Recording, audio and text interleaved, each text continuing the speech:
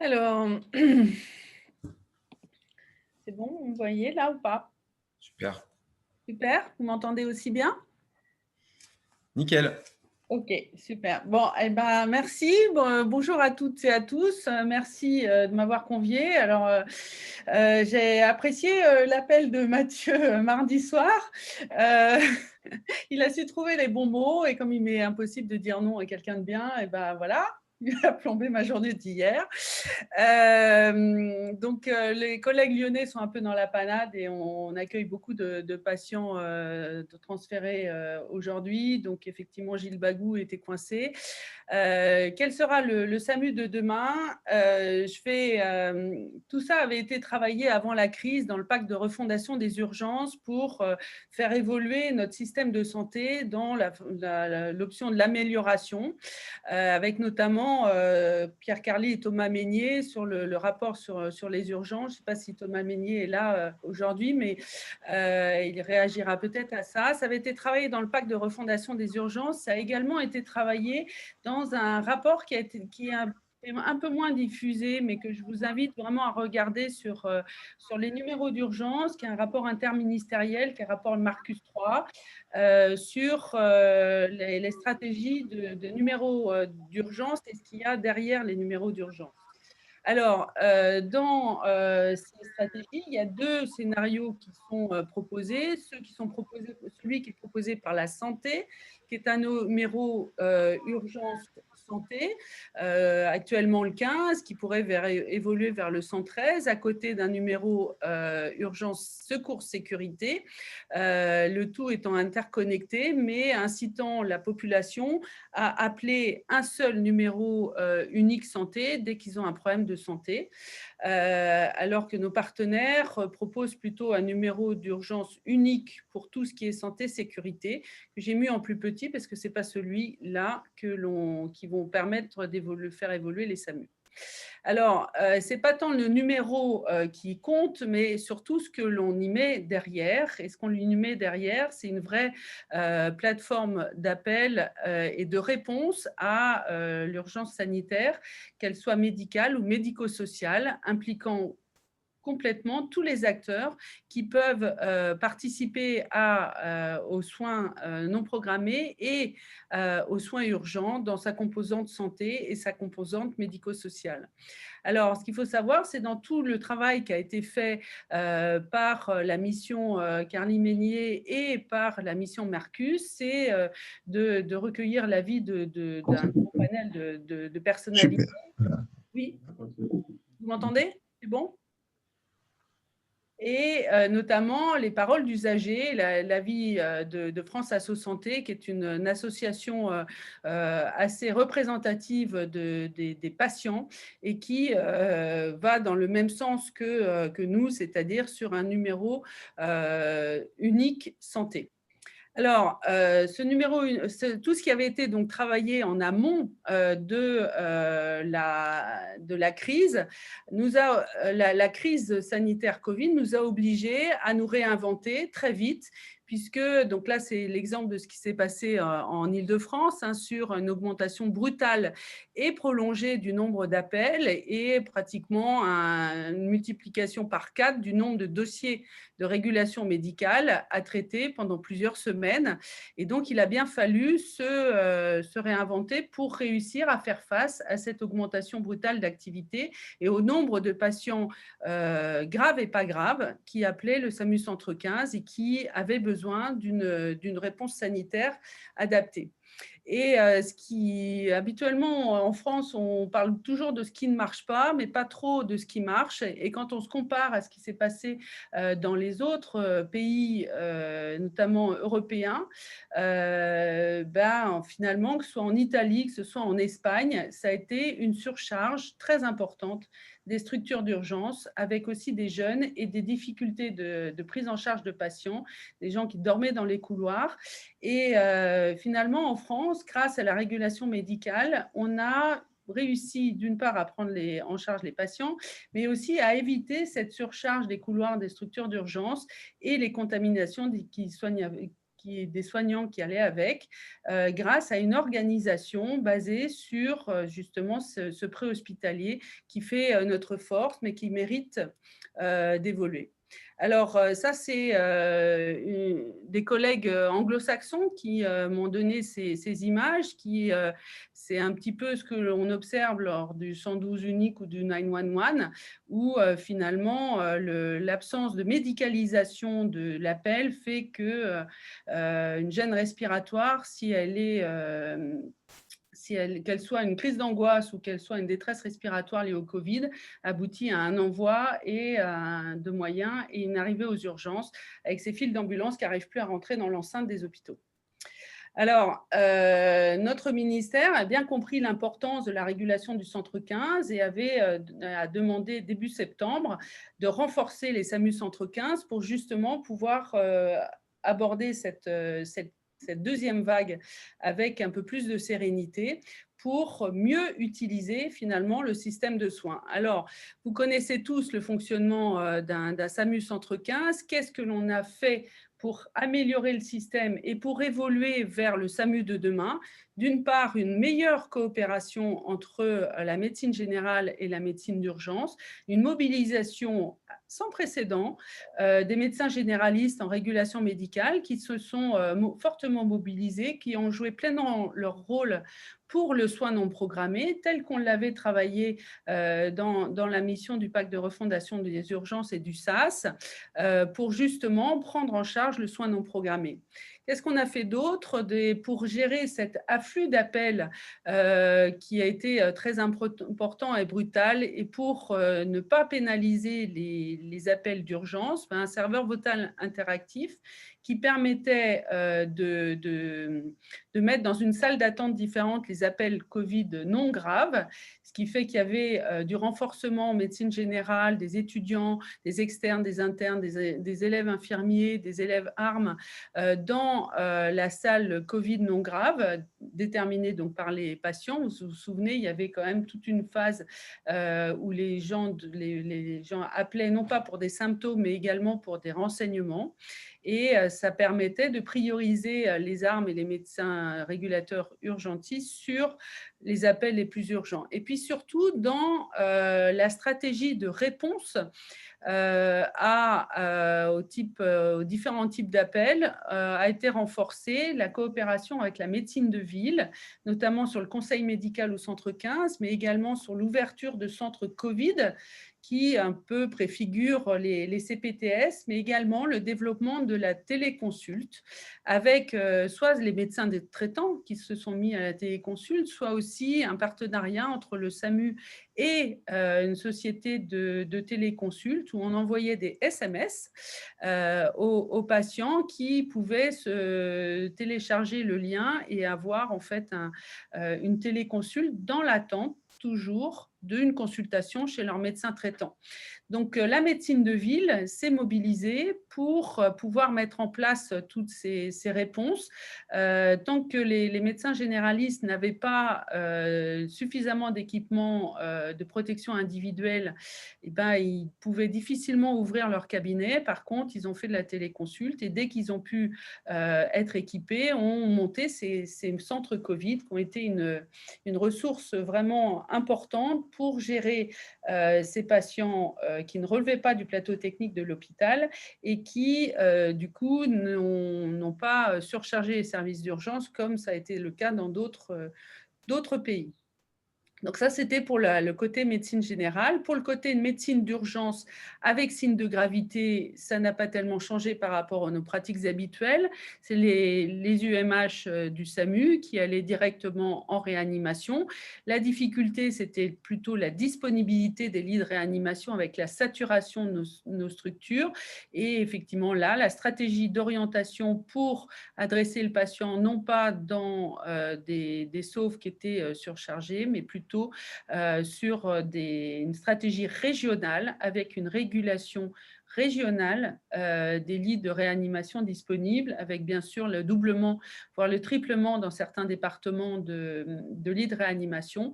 Mais donc, il y a eu à la fois la mobilisation au niveau départemental, mais assez vite, le niveau départemental n'a pas suffi et l'entraide 15-15 et notamment cette stratégie de régulation des lits régionales a été une ressource et une aide efficace pour que tout patient qui nécessitait une place en réanimation puisse trouver une réponse. En France, là aussi, la moyenne d'âge en réanimation était de 62 ans. Elle n'a pas tellement bougé par rapport à l'avant-crise, ce qui n'a pas été le cas, par exemple, en Italie, où des restrictions capacitaires ont eu lieu avec une moyenne d'âge en réanimation de 49 ans. Et puis, des stratégies basées sur les transports non médicalisés que vous connaissez tous, que ce soit les ambulanciers privés ou que ce soit les pompiers, avec une mobilisation là aussi des ambulanciers privés de manière importante pour la partie Covid et non Covid. Mais à la différence de ce qu'on a fait habituellement, ce n'était pas une admission via les urgences, mais directement dans les unités tri-Covid ou Covid confirmé, avec un contact direct avec les infectiologues. Et ça, c'est aussi l'avenir de demain, que ce soit pour l'infectiologie, mais que ce soit également pour la médecine gériatrique, avec la possibilité d'admettre directement dans des unités de gériatrie des patients par la régulation médicale qui pourraient par là être éviter des longues heures sur des brancards dans les services d'urgence. Donc ça a pu se faire pour l'infectiologie. Ça pourrait se décliner sur d'autres populations ciblées. Et puis, une nouveauté également qui a été les secouristes. Donc, le Croix-Rouge, Protection civile, qui, du fait de leur double compétence à la fois secouriste, mais également leur sensibilité à l'évaluation du médico-social, ont été largement utilisés, qu'ils soient en VPSP comme ça ou en véhicule léger, pour être un peu nos yeux et nos oreilles pour évaluer la capacité de maintien à domicile de certaines populations fragiles, l'évaluation médico-sociale qui permettait, face à des situations de non-gravité qui ne relevaient pas forcément du plateau technique de l'hôpital, d'assurer un maintien à domicile après cette évaluation médico-sociale, tout en sécurisant le maintien à domicile pour s'assurer que les conditions étaient adéquates et que le renvoi vers le médecin traitant était possible. Et puis, lorsque ce n'était pas possible, ces mêmes secouristes pouvaient les adresser vers le centre hospitalier. Cette mobilisation des secouristes qui n'a pas été simple parce que réglementairement, il y a des contraintes réglementaires qui nous interdit, en fait, qui autorise le SAMU de Paris à utiliser les associatifs, les SAMU de Marseille, mais qui est interdit sur tous les autres territoires de manière assez ubuesque, et on est en train d'essayer de faire changer cette réglementation contre-productive. Mais pour l'instant, on a réussi, du fait de l'état d'urgence, à les mobiliser dans ce cadre médico-social qui finalement sont des missions qui ne sont prises ni par les ambulanciers privés qui sont payés au transport et qui ne sont pas, je dirais, formés forcément au médico-social, ni par les pompiers qui ne sont pas forcément passionnés par le médico-social. Alors, tout ça, ça nous amène à dire que le bon usage des structures d'urgence, essayer de mieux utiliser l'ensemble des filières médecine générale, médecine ambulatoire, médecine d'urgence et médecine de filière spécialisée, fait qu'on a besoin de faire une stratégie de communication vis-à-vis de la population pour appeler le 15, futur 113, avant de se déplacer dans une structure de soins. Et il est important que dans tous les territoires, les urgentistes se mobilisent pour justement faire passer ces bons messages à la population. Symptômes sans gravité, c'est le médecin traitant. Les symptômes qui inquiètent, que ce soit une urgence relative ou réelle, c'est le 15 et pas d'autres numéros d'urgence, de façon à éviter cet encombrement des structures d'urgence par des patients qui ne le justifient pas, et de mieux utiliser finalement la médecine de ville, la médecine ambulatoire, qui, comme on l'a vu dans cette crise sanitaire, a réussi à se mobiliser et à jouer pleinement son rôle dans la gestion de cette épidémie. Alors, il nous est souvent reproché de finalement ne pas avoir réussi à gérer tous les appels urgents, et c'est une des critiques qui est faite contre le 15. Est-ce que finalement cette réorganisation en mode SaaS avec donc une modification de fonctionnement de l'organisation des armes mis en place avec le niveau N1, le niveau N2, est-ce que ça a marché sur l'amélioration des indicateurs qualité? La réponse est oui. Là, c'est une très belle publication qui a été faite par l'équipe de Nantes qui a montré qu'à partir du moment où ils ont mis en place cette organisation qui avait été travaillée en amont dans le rapport Marcus et dans le rapport SAS sur des décrochés rapides d'armes niveau N1 pour détecter l'urgence vitale et ensuite le passage à l'arme opérationnelle niveau N2 avait considérablement amélioré les qualités de décroché, que ce soit global, mais que ce soit également les décrochés à moins de 60 secondes, et 30 secondes, 60 secondes et 90 secondes. Donc, l'argumentaire qui est que le SAMU face à une crise ne décroche pas, lorsqu'on met en place les organisations qui ont été travaillées dans le rapport Marcus, finalement, ça fonctionne très bien et c'est l'avenir des SAMU de demain. On n'appellera plus ça SAMU, mais service d'accès aux soins, permettant le travail commun entre généralistes et urgentistes avec une organisation des armes qui permet justement ce décroché rapide des appels urgents. Alors, autre point qu'on a pu montrer dans cette tension, dans cette pandémie, c'est le très bon marqueur prédictif de la tension hospitalière, l'augmentation des appels au SAMU Centre 15, finalement, a été un excellent marqueur prédictif de la tension dans les 10 à 15 jours qui suivaient cette augmentation du nombre d'appels. Et donc, ça a permis d'anticiper la montée en puissance des services de réa, et maintenant c'est également vrai sur les services, les unités Covid, puisque la tension, elle ne se fait pas que sur les services de réa, mais elle est également sur les services de médecine. Et le fait d'avoir la possibilité, grâce aux appels 15, de pouvoir avoir 10 à 15 jours d'avance sur la montée en puissance est une aide réelle dans l'organisation d'une meilleure réponse à ce système hospitalier. Et puis, l'avenir aussi, c'est les coopérations interrégionales, telles qu'on l'a vu en première vague, sur la possibilité d'avoir ces transferts. Et là, c'est l'avenir plutôt des SMUR, autant que les SAMU, sur l'organisation de cette coopération, de cette entraide interrégionale, voire internationale, puisque ça a été le cas également en transfrontalier, de pouvoir, lorsque une région est à saturation, de pouvoir favoriser les transferts vers des réanimations qui étaient moins surchargées dans d'autres régions. Et ça a été le cas en première vague, 661 patients ont été transférés. Là, on en est pratiquement à une centaine de patients lors de la deuxième vague, et il y a 200 patients prévus pour les transferts dans les 15 jours à venir, notamment de la région Rhône-Alpes. Donc, vous voyez que finalement, cette évolution un peu à marche forcée qui a eu lieu en vague 1 a été efficace et se reproduit sur la vague 2. Alors, dans cette coopération interrégionale, il y a aussi l'importance des échanges entre nous, et notamment les webinars qui ont été faits par la SFMU, qui, notamment en Île-de-France, on a particulièrement apprécié le premier webinar qui a été fait avec le Grand Est en mars, qui nous a permis d'être sensibilisés finalement à ce qui allait nous arriver, puisque le 20 mars, on n'était pas encore complètement au fait de ce qui risquait d'arriver, et ça nous a permis à la fois d'être sensibilisés, mais également de pouvoir anticiper et de s'adapter avec un peu d'anticipation. Une crise bien gérée est une crise bien anticipée.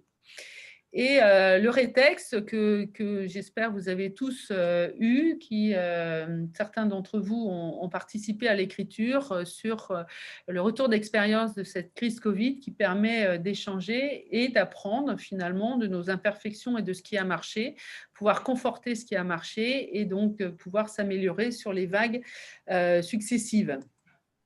Alors, on a essayé de faire valoir probablement qu'on est parfois un peu trop timoré dans notre communication à montrer ce qui marche et c'est un peu ce qui pêche parfois. On ne montre pas assez ce qui marche. C'est toujours la stratégie du verre à moitié vide et pas assez la stratégie du verre à moitié plein. Et que du coup, vis-à-vis de nos décideurs, de nos politiques et de l'opinion grand public, le fait de ne pas montrer ce qui marche fait que d'autres stratégies prennent le devant, alors que ce n'est pas forcément l'intérêt de la population et l'intérêt notamment des patients. Et donc, on a compris peut-être un peu tard qu'il fallait que les urgentistes se mettent un peu plus à communiquer. Ce n'est pas tout à fait dans notre ADN, ce n'est pas tellement ce qu'on aime faire parce qu'on a plutôt la stratégie du secret médical et de travailler dans l'ombre. Mais là, il y a un enjeu majeur quand même sur l'évolution de nos organisations avec l'intérêt patient au centre des décisions et qu'il faut absolument communiquer là-dessus. Raison pour laquelle on essaye de dire que l'hôpital a tenu. On n'est pas toujours entendu, mais l'idée fait son chemin. L'hôpital a tenu en première vague et on espère qu'il tiendra sur les vagues successives grâce à cette organisation et cette meilleure utilisation du système de soins. Donc voilà la cible organisationnelle du SAMU de demain, dont l'argumentaire scientifique est parfaitement détaillé dans le rapport Marcus, et on vous invite à le diffuser à l'ensemble de vos députés locaux, puisque vous savez qu'il y a un projet de loi qui s'appelle le projet de loi Matras, qui est déjà programmé à l'Assemblée. C'était programmé pour décembre, c'est décalé pour février, qui préconise la suppression du 15, pure et simple, en février, et ce qui serait une catastrophe dans l'organisation et dans le bon usage du système de soins. Alors, ce n'est pas tant le numéro qui est important, je vous ai dit, c'est tout ce qu'on y met derrière. Je vous ai montré que ce qu'on avait pu faire à marche forcée lors de la première vague avec la médecine générale, ça ne s'arrête pas, et avec le médico-social, ça ne s'arrête pas à ça. Il y a plein d'autres stratégies qu'on va pouvoir développer dans le SAMU de demain, notamment sur ce qui concerne la psychiatrie, sur ce qui concerne la périnate ou la gériatrie, sur ce qui concerne les centres antipoison, la précarité. Donc, tout ça, c'est à monter. Dans le cadre de ces services d'accès aux soins, il y a eu, dans l'appel à projet du service d'accès aux soins, 50 projets en France qui ont été déposés et qui vont progressivement se mettre en place dans des expérimentations. Bien sûr, ça intègre nos partenaires avec des stratégies de transfert direct d'appel de façon à optimiser la relation avec nos partenaires pompiers. Et c'est également une plateforme d'infos, de conseils, de meilleure visibilité de l'accès aux soins, qui est là aussi à monter pour faciliter finalement l'accès aux soins de la population. D'infos, de conseils, de meilleure visibilité de l'accès aux soins. Il y a un écho. Mathieu, il y a un écho. Éteignez-vous micro. Donc, c'est toute l'organisation à monter derrière. Et là, je vous ai montré l'exemple du dossier qui a été déposé par les SAMU du Grand Est sur une organisation régionale avec 3 services d'accès aux soins, avec tout ce qui est organisation derrière en filière AMU, filière sanitaire et filière médecine ambulatoire pour chaque SAS, le tout étant organisé au niveau régional avec un SAS support pour les choses exceptionnelles. Et l'organisation, c'est une co-construction entre la médecine ambulatoire et la médecine d'urgence dans le cadre d'un groupement de coopération sanitaire. Donc, tout ça est en marche. Comme notre président, pour que finalement il y ait une adhésion. La connexion. Mais je pense que ça doit venir.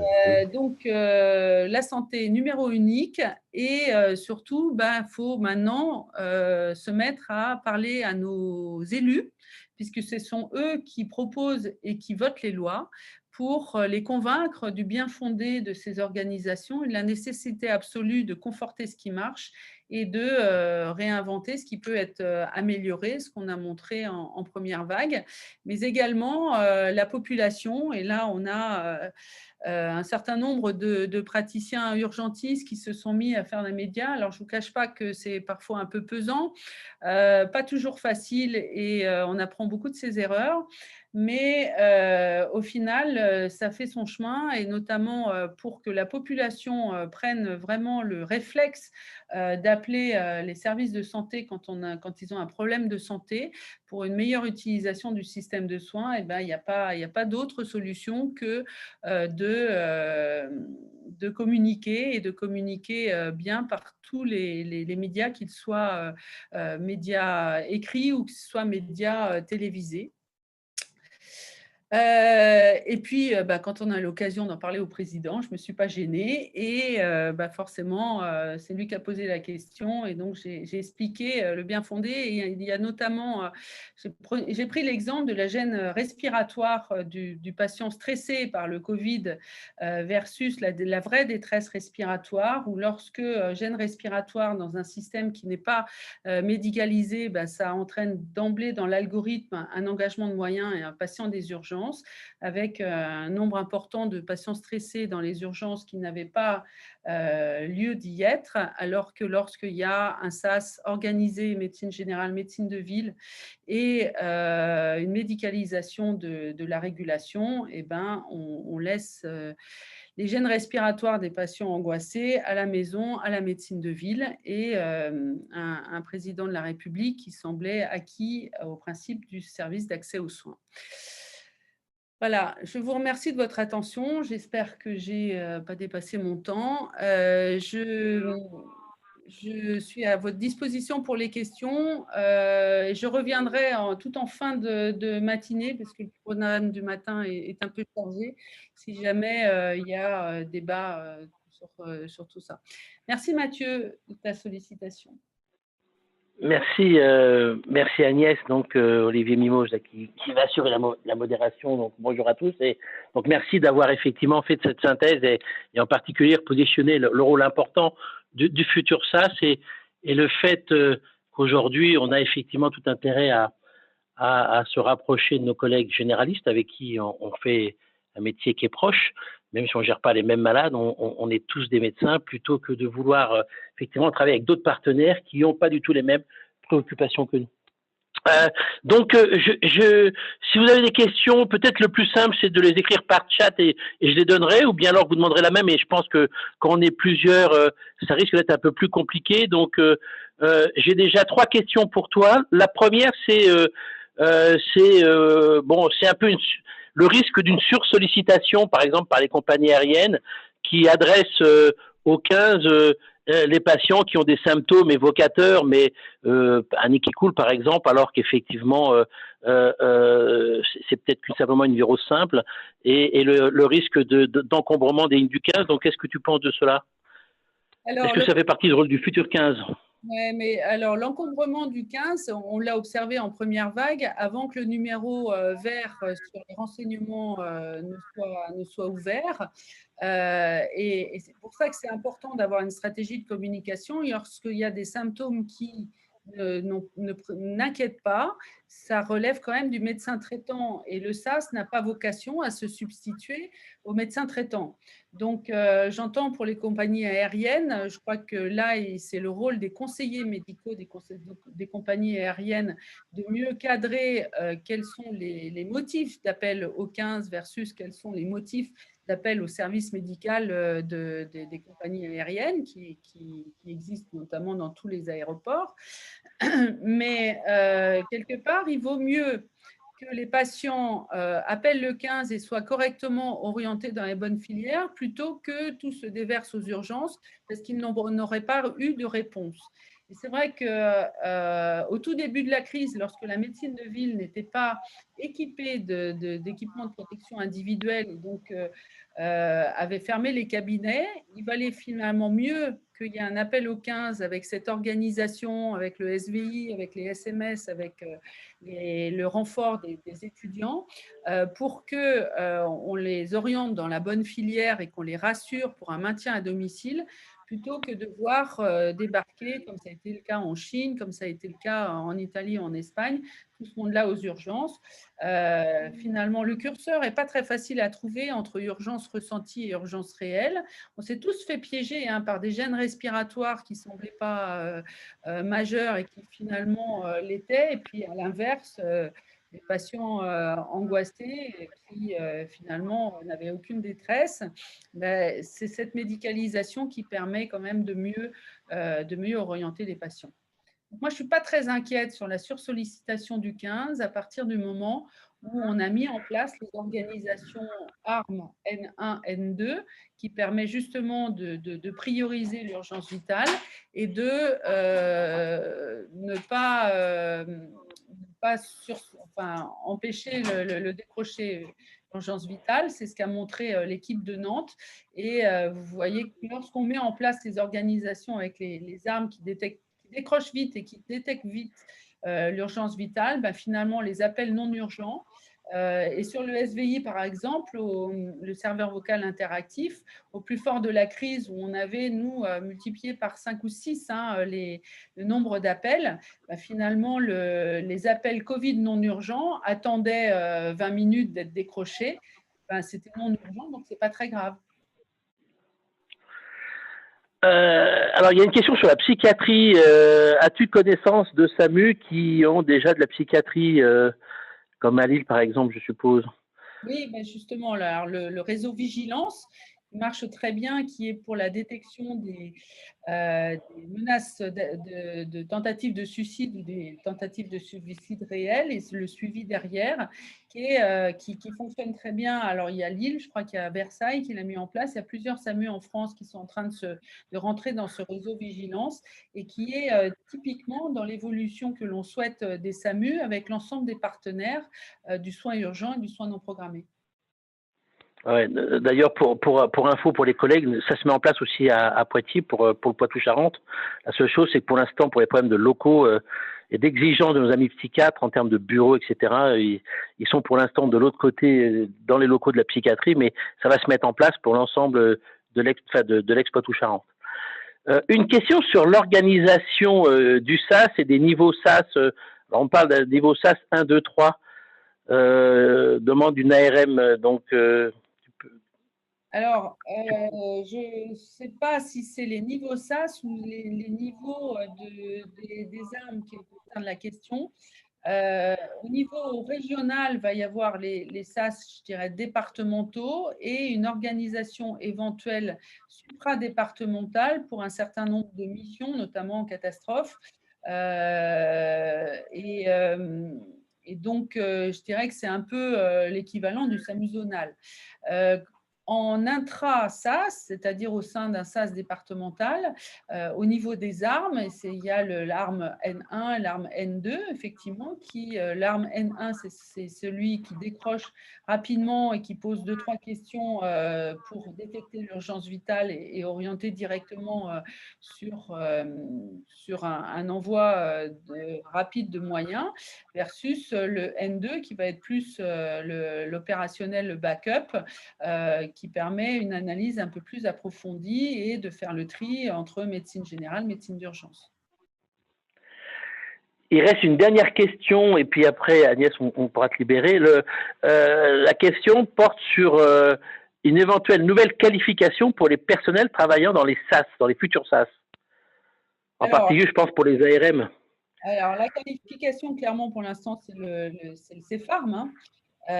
L'objectif, c'est d'avoir tous nos personnels armes qui soient diplômés par le CEFARM avec l'évolution des formations au sein du CEFARM adaptées à l'objectif du service d'accès aux soins.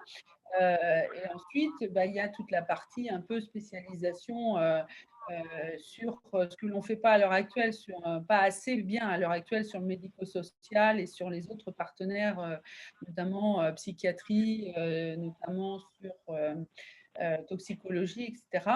Mais pour l'instant, on n'en est pas là, on en est à convaincre du bien fondé du stage. Je rappelle le risque majeur de cette proposition de loi de député Matras, signée par beaucoup, je ne sais pas si Thomas Mesnier est à l'écoute, mais signée par beaucoup de députés et qui sera totalement, donc dans son article 31, qui est la suppression du 15 pour un 112 unique, qui serait totalement incompatible avec le service d'accès aux soins.